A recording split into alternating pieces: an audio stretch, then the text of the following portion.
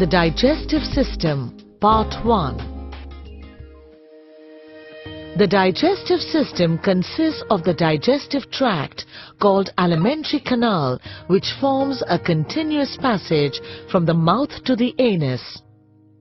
The food is taken in the mouth and sent downwards.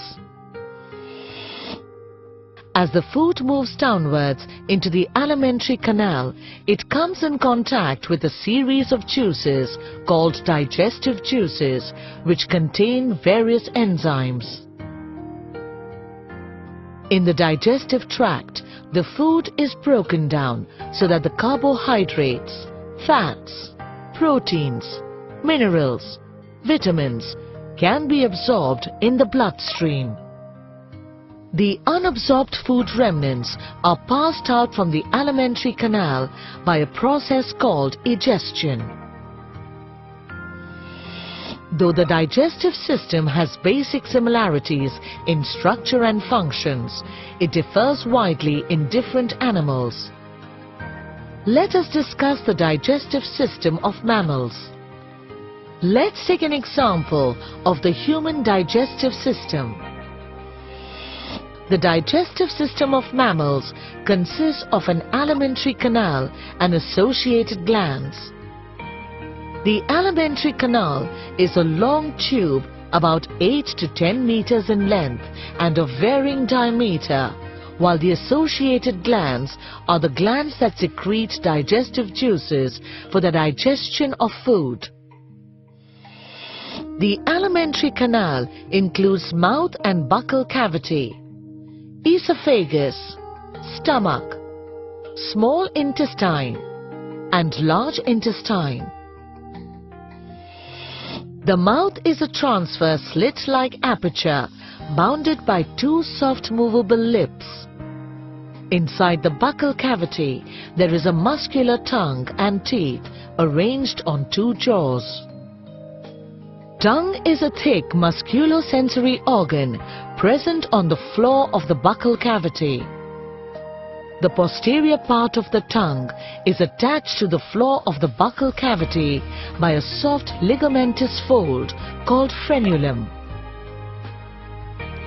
The surface of the tongue is covered by a mucous membrane lined by stratified squamous epithelium. The upper and lateral surfaces of the tongue remain covered with various types of papillae. Filiform papillae are conical projections distributed in parallel rows over the anterior two-thirds of the tongue. They are whitish and contain no taste buds. Fungiform papillae are mushroom-like elevations distributed among the filiform papillae and are more numerous near the tip of the tongue. Most of them contain taste buds. Valid papillae are arranged in the form of an inverted V on the posterior surface of the tongue, and all of them contain taste buds. Taste buds are present on the posterior lateral part of the tongue. A taste bud is a pyriform structure made up of modified epithelial cells. It has a small cavity that opens to the surface through a gustatory pore. The taste buds in different parts of the tongue respond to particular modalities of taste: sweet, sour, salty or bitter. The tongue helps in ingestion, chewing and swallowing of food. It also helps in cleaning of teeth, mixing of food and saliva, speech, etc. An adult human being has 16 teeth on each jaw. As these teeth are embedded in jaw sockets, they are also termed as thecodont. A set of teeth appear twice in an adult. The first set of teeth are called milk teeth, which are later replaced in the adults by a set of permanent teeth which last for years. Thus teeth are also termed as diffeodont. Teeth are of 4 different types. They differ in their structure as well as functions. Thus they are also called as heterodont. In an adult human being, the dental formula is 2-1-2-3. That is, in each half of the jaw, from middle to backwards, there are 2 incisors, 1 canine, 2 premolars and 3 molars. Incisors are chisel-shaped with sharp cutting edges. Canines are dagger-shaped and pierce the food. Premolars and molars are broad, strong crushing teeth. Although the shape of different teeth varies, all have a similar basic structure. In general, a tooth consists of an upper exposed part, the crown, and 1 or more roots which are embedded in sockets in the jawbone. The junction of crown and root is known as the neck. The greater part of tooth is formed by a bony-like material called dentin. In the region of the crown, the dentin is covered by a much harder white material known as enamel. The dentin is also covered by a thin layer of cement over the root. The cement is united to the wall of the bony socket in the jaw by a layer of fibrous tissue called the periodontal ligament. There is a pulp cavity within the dentin which contains a mass of cells, blood vessels and nerves. The primary function of teeth is to grasp and hold the food in the mouth cavity. They are also modified to serve as a grinding mill for chewing the food. With the help of the teeth, tongue and jaw movements, food is chewed and mixed with saliva in the mouth. The mouth leads to a funnel-shaped pharynx which continues into a long muscular tube, esophagus. The esophagus is a 22 to 25 centimeter long, narrow, muscular tubular structure. It runs downward through the neck behind the trachea and opens in the stomach in the abdomen. The swallowed food is propelled towards the stomach through the esophagus by the movements of its muscular wall. These movements are called peristalsis. The stomach is a large, muscular and somewhat J-shaped sac. It occupies the left side of the upper part of the abdominal cavity. The upper part of the stomach is called the cardiac or fundus. The middle dome-shaped part is the body, and the distal part is called the pyloric or antrum.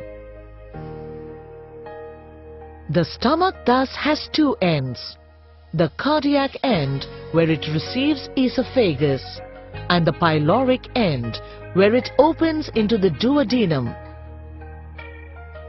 The stomach has 2 curvatures, the greater curvature at the left and the lesser curvature at the right side. The mucous membrane of the stomach is thick and it is thrown into numerous longitudinal folds called rugae when stomach is empty. In distended stomach, these folds are not seen. There are numerous glands that exist in the stomach which are called gastric glands. The muscles on the stomach wall churn and mix the food with the gastric juice. They also help in propelling the food to the small intestine through the pyloric end. Small intestine is the longest part of the alimentary canal, about 6 meters in length. It is narrow, tubular and occupies the central and lower parts of the abdominal cavity. It is divided into three regions, namely duodenum, jejunum and ileum. Duodenum is the first part of the small intestine. It looks somewhat like the alphabet C. The ducts conveying pancreatic juice as well as the duct carrying bile open in the duodenum. The duodenum opens into the jejunum, which is about 2.5 meters long. The ileum is the longest part of the small intestine and it opens in the cecum, in the lower part of the abdominal cavity. Both ileum and jejunum are highly coiled structures. Inner mucosa of small intestine is raised into millions of minute finger-like projections called villi. A villus is about 0.5 to 1 millimeter long. Its free surfaces have numerous electron microscopic evaginations called microvilli. They form a brush border. Both villi and microvilli increase the surface area for digestion and absorption of food. All the three parts of the small intestine have tube-like glands in their walls. These glands secrete intestinal juice into the intestinal lumen. The muscles on the intestinal wall churn, knead and crush the food, mix it with intestinal juices and propel it towards the large intestine by contractions. The digested products are mostly absorbed by the small intestine. The ileum opens into the large intestine, which is much shorter and wider than the small intestine. It does not possess villi or brush-bordered cells. It is distinguished into three regions, namely cecum, colon and rectum. Cecum is a small pouch-like structure which ends into a tubular part called vermiform appendix. Both cecum and vermiform appendix are vestigial in function and are not involved in digestion. Colon is a long sacculated structure which is differentiated into ascending colon, extending up to the liver on the right side. Transverse colon, which crosses the abdominal cavity below the pancreas. Descending colon, running downward on the left side. And the pelvic colon, which is S-shaped and continues into the rectum. Rectum is slightly dilated and about 13 centimeters long. It opens outside by anus and is guarded by two anal sphincter muscles. The larger intestine does not secrete enzymes and plays only a minor role in the absorption of nutrients. It stores unabsorbed food remnants temporarily and also concentrates the contents of absorbing water to form feces. The movements of colon help to void feces through anus.